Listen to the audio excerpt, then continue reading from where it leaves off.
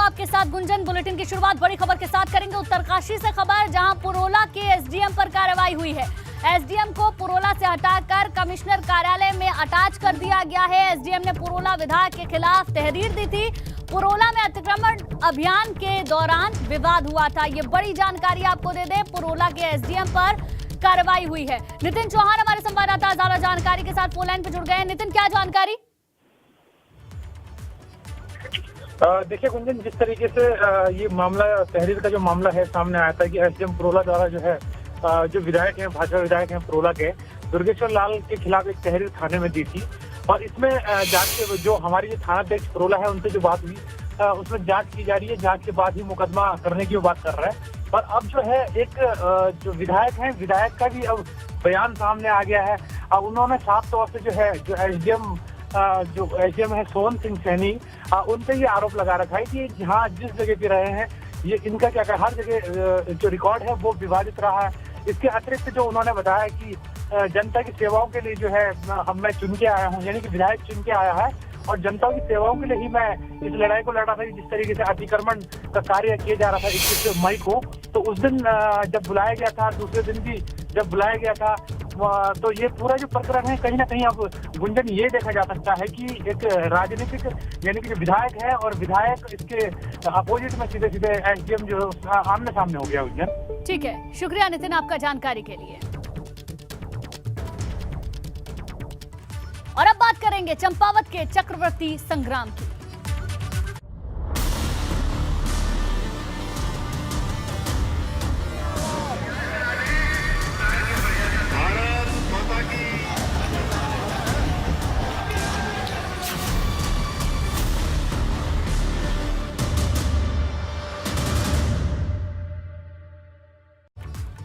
तो चंपावत सीट पर चुनाव प्रचार थम चुका है। आज शाम 5 बजे चुनाव प्रचार थमा है। चंपावत सीट से चुनाव लड़ रहे हैं सीएम पुष्कर सिंह धामी। कैलाश गहतोड़ी ने खाली की थी सीएम के लिए सीट और उसके बाद यहां पर उपचुनाव हो रहा है और कांग्रेस की तरफ से मैदान में है निर्मला गहतोड़ी। दोनों ही प्रत्याशियों के लिए ताबड़तोड़ चुनाव प्रचार किया गया। मुख्यमंत्री के लिए चुनाव प्रचार करने के लिए खुद उत्तर प्रदेश के मुख्यमंत्री योगी आदित्यनाथ भी पहुंचे। एक रोड शो किया गया, कार्यकर्ताओं की अच्छी खासी भीड़ नजर आई।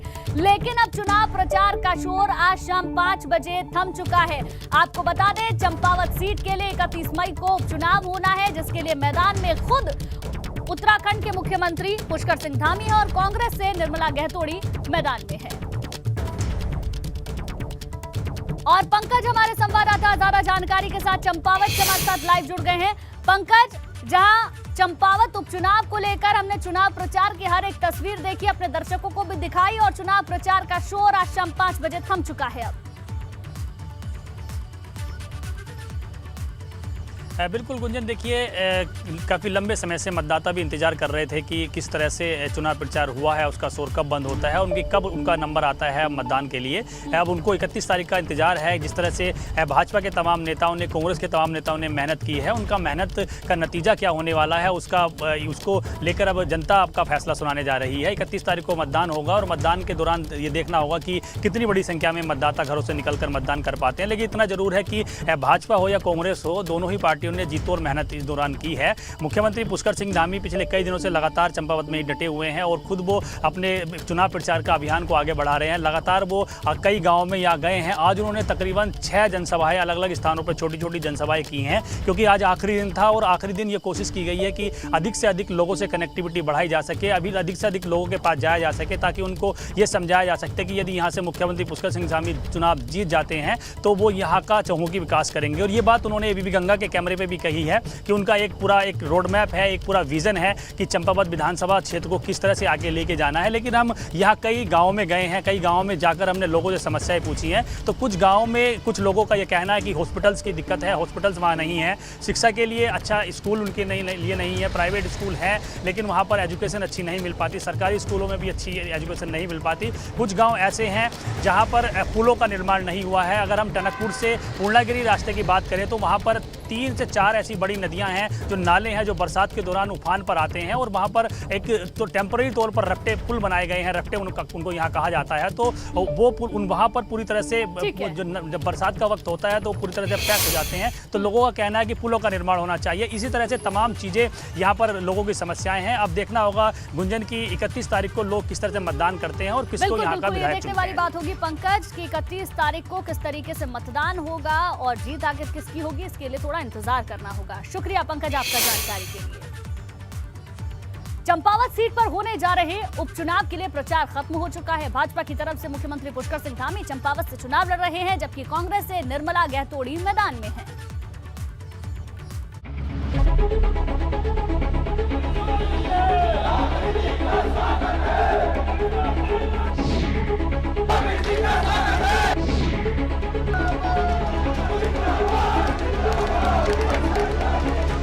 चंपावत सीट पर सूबे के मुखिया पुष्कर सिंह धामी चुनाव लड़ रहे हैं, इसीलिए ये सीट सबसे ज्यादा सुर्खियों में।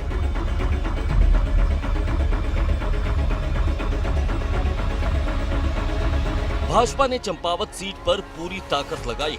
मुख्यमंत्री चुनाव लड़ रहे हैं, इसीलिए भाजपा ने कहीं भी कोई कोर कसर बाकी नहीं छोड़ी।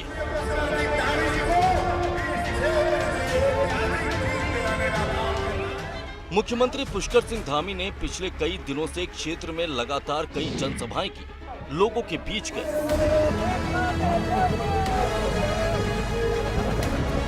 पिछले हफ्ते भर के भीतर ही मुख्यमंत्री धामी ने चंपावत में कई जनसभाएं की। धामी जी जीत रहे। मैं आपसे कहने आया हूँ कि भैया 31 मई को हमने सबने वोट डालना जाना है, धामी जी को जिताने जाना है। उनके समर्थन में खुद यूपी के सीएम योगी आदित्यनाथ भी पहुंचे थे। एक तरफ सीएम धामी प्रचार करते रहे, तो वहीं मुख्यमंत्री धामी जीत के लिए दुआ भी मांगते रहे।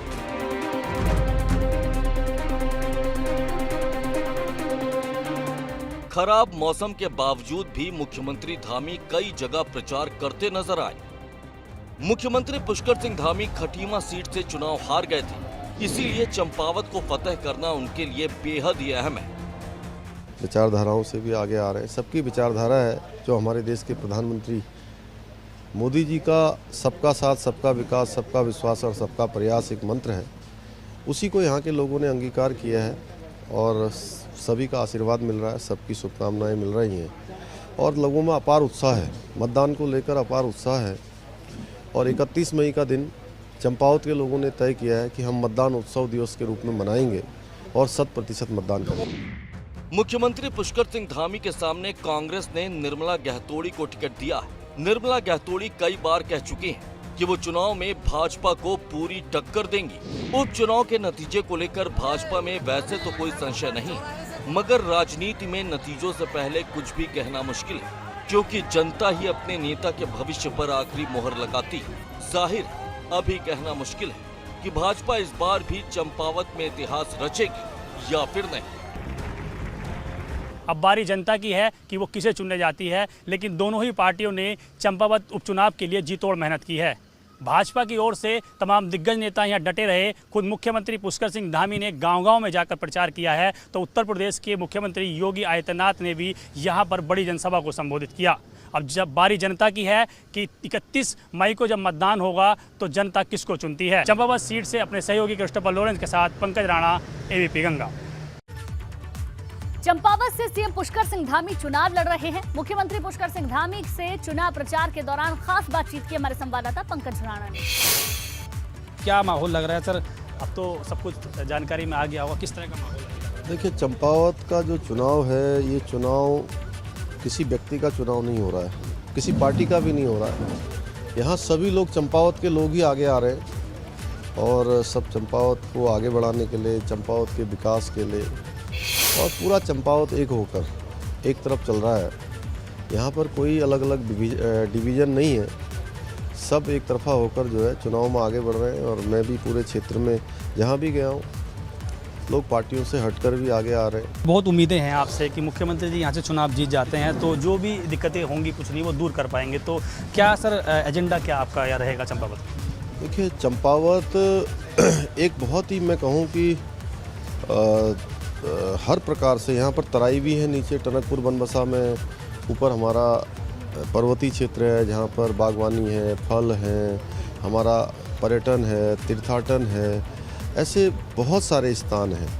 उन सभी स्थानों पर अपार विकास की संभावनाएं हैं, उन सभी पर काम किया जाएगा और मेरा पूरा प्रयास होगा कि चंपावत जो है हमारा एक आदर्श चंपावत बने, भारत के नक्शे में अलग से चंपावत दिखे, एक जो है सबके लिए एक मॉडल चंपावत बने। लोगों से बात हुई है, वो सिडकुल के लिए कह रहे हैं कि सिडकुल की घोषणा हुई थी, उसकी स्थापना को लेकर क्या सर? नहीं, सिडकुल यहाँ पर बनना चाहिए, उसके लिए हम लोग प्रयास करेंगे और पहले से ही मैंने कहा है, क्योंकि हमारे नौजवानों को, युवाओं को, सबको रोजगार से जोड़ना है और इस क्षेत्र में चूँकि बहुत लंबा एक गैप है, इस गैप में कहीं पर उद्योग नहीं है, तो उस दिशा में काम करेंगे। यूनिफॉर्म सिविल कोड को लेकर कमेटी का गठन हो गया है, ये बड़ा महत्वपूर्ण निर्णय आपका रहा था और देश भर में इसको लेकर खुद आपकी सरकार, केंद्र सरकार भी वो कर रही है और तारीफ भी हो रही है, तो सर किस तरह से कमेटी आगे बढ़ती है? देखिए, ये तो हमने पहले से ही, चूँकि हमारा ये चुनाव से पूर्व का संकल्प था कि हमारी नई सरकार के गठन होते ही हम यूनिफॉर्म सिविल कोड बनाने के लिए कमेटी का गठन करेंगे और वो कमेटी हमारी एक ड्राफ्ट बनाएगी। सभी हितधारकों से बात करने के बाद जो हमारी विशेषज्ञ समिति होगी, वो समिति एक ड्राफ्ट बनाएगी, उस ड्राफ्ट को हम लागू करेंगे और हम लागू कर रहे हैं, हम तो पूरे देश के अन्य राज्यों से भी अपेक्षा करेंगे कि सभी इसको लागू करें। तो मैं ऐसा मानता हूं कि माँ पूर्णागिरी ने मुझे बुलाया है, माँ शारदा ने बुलाया है, गुलजू बाबा ने आशीर्वाद दिया है, माँ हिंगला देवी ने आशीर्वाद दिया है, रणकुची मैया ने आशीर्वाद दिया है, बाबा बयानधुरा ने आशीर्वाद दिया है, माँ बाराही ने आशीर्वाद दिया है।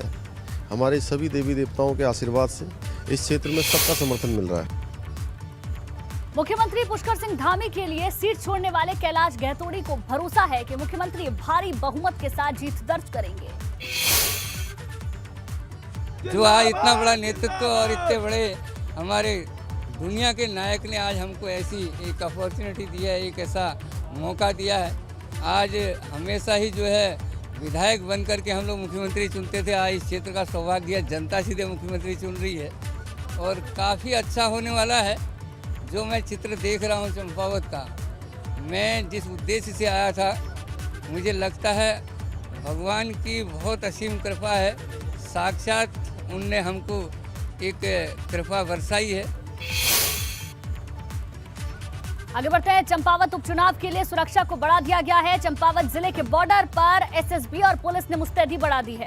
बॉर्डर पर एंट्री करने वाले वाहनों की चेकिंग की जा रही है। नेपाल से लगती सीमा पर भी चौकसी को बढ़ा दिया गया है। आपको बता दें, परसों यानी कि 31 मई को चंपावत में उपचुनाव होना है और उपचुनाव के लिए चुनाव प्रचार आज थम चुका है, लेकिन उपचुनाव से पहले सुरक्षा को बढ़ा दिया गया है। चंपावत जिले के बॉर्डर पर एसएसबी और पुलिस ने मुस्तैदी बढ़ा दी है। बॉर्डर पर एंट्री करने वाले वाहनों की चेकिंग की जा रही है। 31 मई को मतदान होना है चंपावत में, लेकिन उससे पहले सुरक्षा कड़ी कर दी गई है। मुख्यमंत्री पुष्कर सिंह धामी की जीत के लिए पूजा अर्चना का दौर भी शुरू हो चुका है। हरिद्वार की ज्वालापुर सीट से पूर्व विधायक सुरेश राठौर ने मुख्यमंत्री की जीत के लिए हवन यज्ञ का आयोजन करवाया। आज इस यज्ञ का समापन हो गया। देखिए 2 तस्वीरें इस वक्त आपकी टेलीविजन स्क्रीन पर। आपको बता दें, चंपावत से उपचुनाव खुद मुख्यमंत्री लड़ रहे हैं। कैलाश गहतोड़ी के सीट को खाली करने के बाद इस सीट पर उपचुनाव हो रहा है और मुख्यमंत्री इस सीट से चुनाव मैदान में। दूसरी सीट आप देखेंगे किस तरीके से हवन यज्ञ किया जा रहा है। मुख्यमंत्री की जीत को लेकर पूजा अर्चना की जा रही है। विधायक सुरेश राठौर को आप इन तस्वीरों में देख सकते हैं।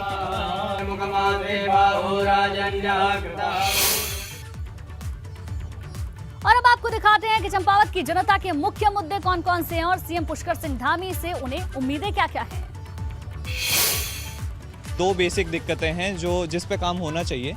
पहली है अनएम्प्लॉयमेंट की। लोग पढ़ लेते हैं, बच्चे पढ़ लेते हैं, लेकिन उसके बाद भी उनके पास कुछ एम्प्लॉयमेंट नहीं रहता, कुछ जॉब नहीं रहती, तो उसके लिए वो जनरली दिल्ली वगैरह में जाते हैं, लेकिन पैसा नहीं होता परिवार के पास, तो वहाँ पे कुछ टाइम रहने के बाद उसके बाद कुछ उनको मिलता नहीं है, जॉब वॉब मिलता नहीं, तो वो वापस आ जाते हैं। बहुत उम्मीद है, क्योंकि उन्होंने जो खटीमा में रहे थे, खटीमा के लिए बहुत कुछ किया, यहाँ भी रोटें बना दिए हैं, लेकिन यहाँ अभी उनको मौका ही नहीं मिला है। अब हमें बहुत उनसे इतनी उम्मीदें हैं कि वो कुछ करेंगे। हमारे लिए ये परेशानी है कि हम जब शाम को बारिश होती है तो ऊपर शाम को सोते हैं, तो हमें सुबह ऐसा लगता है कि हमारा गांव हमारे यहाँ नहीं रहेगा।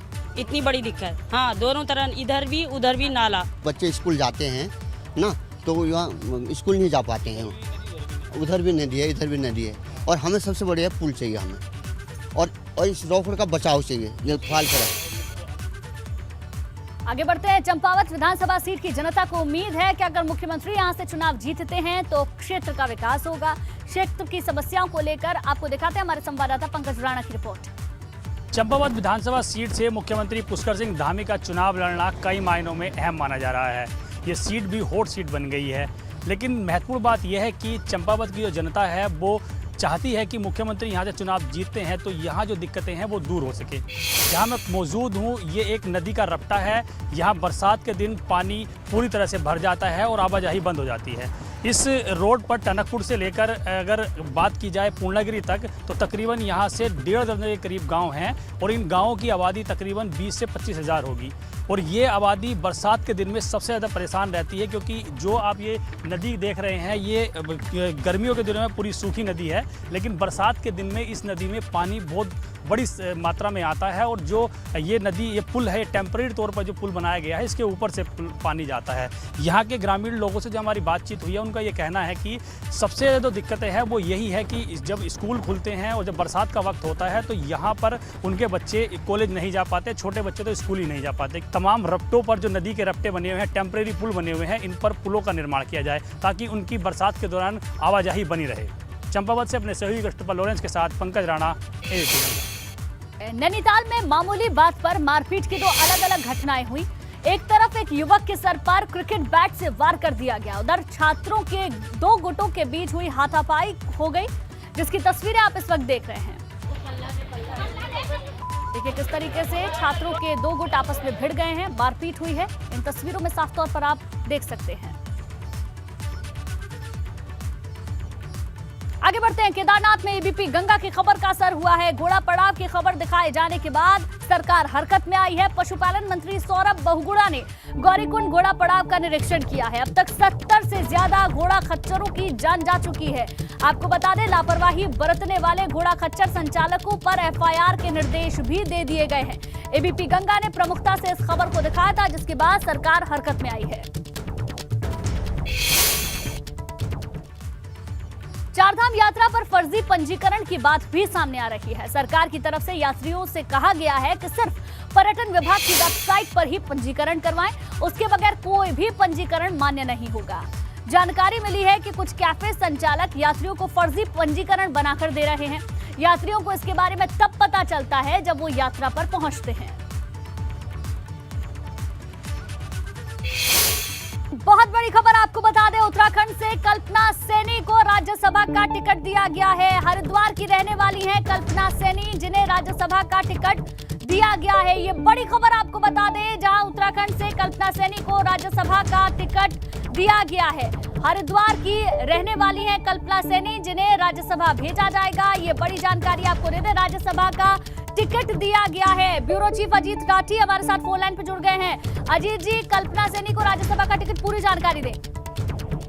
हाँ गुंजन, देखिए भारतीय जनता पार्टी की बहुत पुरानी कार्यकर्ता है, बहुत पुरानी नेता हैं और इसमें पिछड़ा वर्ग आयोग की अध्यक्ष भी हैं और दर्जाधारी मंत्री हैं और पूर्व की भारतीय जनता पार्टी की सरकारों में भी दर्जाधारी राज्य मंत्री रही हैं। और ये चूंकि हरिद्वार से ताल्लुक रखती हैं और पार्टी ने इन पर अपना भरोसा जताया, तो राज्यसभा के टिकट के लिए एक सीट जो खाली उत्तराखंड से हुई थी, उसमें कल्पना सैनी को एक टिकट देकर के राज्यसभा की बर्थ उनकी निश्चित कर दी गई है। यहाँ पर जब भी 10 तारीख को चुनाव होगा तो उनका चुना जाना तय है, क्योंकि विधायकों के संख्या बल के हिसाब से कल्पना सैनी का यहाँ से राज्यसभा जाना बिल्कुल सुनिश्चित हो गया है। अब वो हो सकता है कल या परसों में किसी भी दिन अपना नामांकन दाखिल करें। मैं फिर एक बार फिर बता देता हूँ, डॉक्टर कल्पना सैनी भारतीय जनता पार्टी की बहुत पुरानी कार्यकर्ता हैं, मूल कार्यकर्ता हैं और पहली सरकारों में भी राज्य मंत्री रहने के साथ साथ इस समय पिछड़ा वर्ग आयोग के अध्यक्ष का वो काम संभाल रही है। अभी भी उनके पास राज्य मंत्री का दर्जा है और ये पिछले कई दिनों से इस बात की जद्दोजहद चल रही थी। इस रेस में त्रिवेंद्र सिंह रावत, दीप्ति रावत और जो उत्तरकाशी से दलित महिला है स्वराज विद्वान, वो सब तमाम लोग इस दौड़ में थे, लेकिन अंततः जो है सफलता कल्पना सैनी को मिली है। अब उनका जाना सुनिश्चित हो गया। जी ठीक है, बहुत बहुत शुक्रिया अजीत जी आपका। तो आपको बता दें, उत्तराखंड से कल्पना सैनी को भारतीय जनता पार्टी ने राज्यसभा का टिकट दिया है। हरिद्वार की रहने वाली हैं, पुरानी कार्यकर्ता है, राज्यसभा इनको भेजा जा रहा है। ये बड़ी जानकारी आपको दे दें, 1 से 2 दिन में अपना नामांकन भी दाखिल कर सकती हैं।